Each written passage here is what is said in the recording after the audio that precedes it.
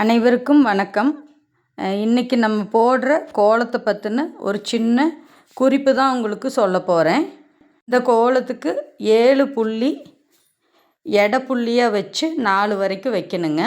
இது போல் வச்சதும் நம்ம கரெக்டாக ஒரு ஸ்டார் போட்டுக்கணும். இப்போ நான் போடுற பிரகாரம் நீங்கள் ஸ்டார் போட்டுக்கோங்க. இதில் பெரிய ஸ்டாராக ஒரு ஸ்டார் வரும். இப்போ இந்த ஸ்டார் போட்டதுக்கப்புறம் அதை சுற்றியும் 6 பக்கத்துலேயும் ஒரு 6 ஸ்டார் நம்மளுக்கு கிடைக்கும்.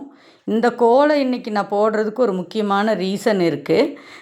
இன்றைக்கி பார்த்திங்கன்னா திருச்செந்தூர் முருகன் கோவிலில் கும்பாபிஷேக விழா நடக்குது. நிறைய பேர் இப்போ நாமெல்லாம் பார்த்திங்கன்னா போக முடியாத சூழ்நிலையில் இருப்போம். அப்போ என்னென்னா காலையில் அதிகாலையில் நம்ம பூஜை ரூமில் இது போல் கோலம் போட்டு 6 விளக்கு ஏற்றி நம்ம அங்கே கும்பாபிஷேகம் நடக்கிற டைமில் நம்ம சாமி கும்பிட்டுக்கலாங்க. அதுக்கு இந்த மாதிரி ஒரு 6 ஸ்டார் போட்ட மாதிரி கோலம் வேணும்னு சொல்லி என்னோடய ரொம்ப நெருங்கிய தோழி மாலதின்னு சொல்லிட்டு அவங்க கேட்டாங்க. அவங்க நேற்றே கேட்டாங்க. நேற்று போடுறத விட இன்றைக்கி காலையில் அதிகாலையில் நம்ம பூஜை ரூம்லேயே போட்டுட்டு அதையை நம்ம எடுத்து எடிட் பண்ணி அனுப்பிச்சிக்கலாம் அப்படின்ட்டு விட்டுட்டேன்.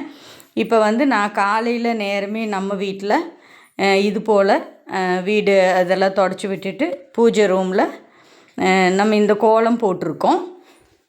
இந்த கோலம் பார்த்திங்கன்னா நம்ம பூஜா ரூமில் எப்போ வேணுனாலும் போடலாம். முக்கியமாக கிருத்திகை இல்லை முருகனுக்கு உகந்த மாதிரி வைகாசி விசாகம் இந்த மாதிரி ஃபெஸ்டிவல் டைமில் இது மாதிரி டைமில் காலில் மிதிப்படாத இடத்துல நம்ம இதே மாதிரி ஸ்டார் போட்டுட்டு நம்ம அதில் காவி பொடியில் கலர் பண்ணிவிட்டு நம்ம ஓம் சரவண பவா அப்படின்னு போட்டுக்கணுங்க.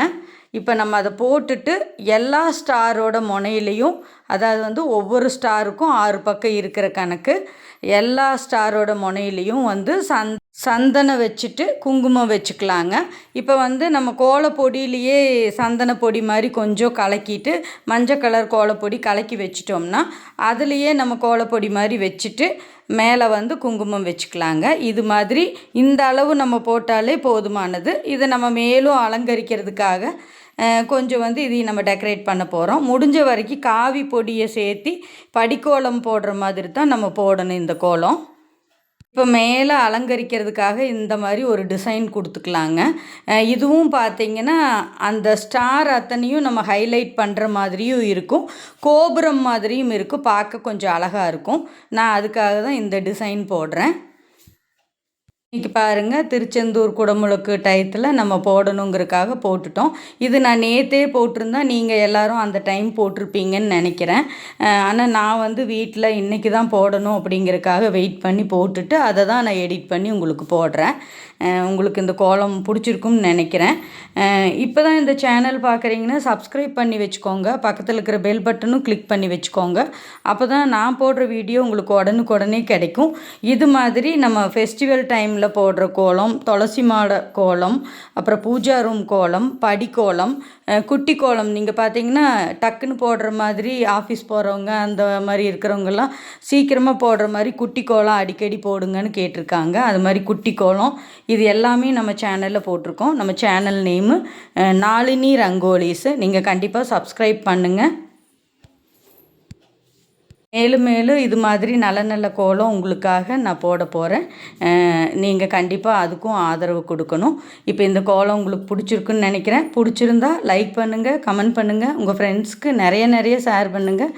மறக்காமல் நாளினி ரங்கோலிஸை சப்ஸ்கிரைப் பண்ணுங்கள். Thank you friends.